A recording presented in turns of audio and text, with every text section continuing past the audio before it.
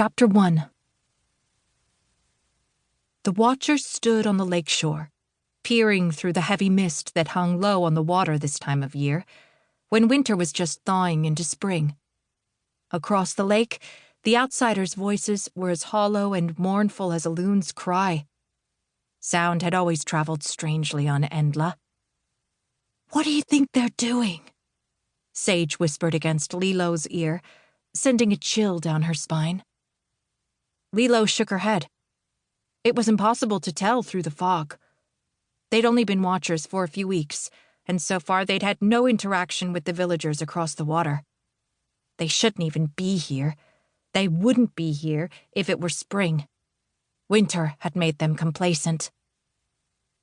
She stretched and looked out at the few remaining ice floes, scattered like the reflections of clouds on the water's glassy surface. The majority of the lake was too deep to freeze, and only the rare fool was bold enough to attempt the crossing. The carcasses of young migratory birds served as the occasional reminder, should anyone need it, of the lake's magic. They washed up on the shore with their feathers and flesh eaten away by a poison so strong it could sink a wooden boat long before it would ever make it across. "Maybe we'll be lucky this year," Leelo murmured, more to herself than Sage. "Maybe no one will come." Sage snorted. "They always come, cousin." She tugged on Leelo's blonde braid and rose. "Come on, our shift is over, and they're not going anywhere for now. Let's find Isola." They hadn't seen their friend much over the winter, but Isola, who was a year older, had been finishing up her own mandatory year as watcher. Now that Leelo had done it herself, she wouldn't blame Isola if she spent an entire month hibernating. Watching was both boring and exhausting, all at once. Leelo followed Sage into the trees, the soles of her shearling-lined boots quickly becoming mired in the mud and dead leaves left behind by the melting snow. She hated this time of year. Everything was dirty and drab, even their clothing. She wouldn't wear the bright, beautiful dresses her mother made until the spring festival. Sage stopped to pluck a branch of red holly berries from a bush, quietly murmuring a prayer of thanks to the woods that provided so bountifully for Endla. As watchers, it was their duty to protect their home from the merciless outsiders who had destroyed all but this, the last of the wandering forests. "We have to finish making our crowns. You haven't even chosen a theme yet." Leelo sighed. "I still have time." She had always loved the spring festival, but now she clung to the days like a child at her mother's skirt.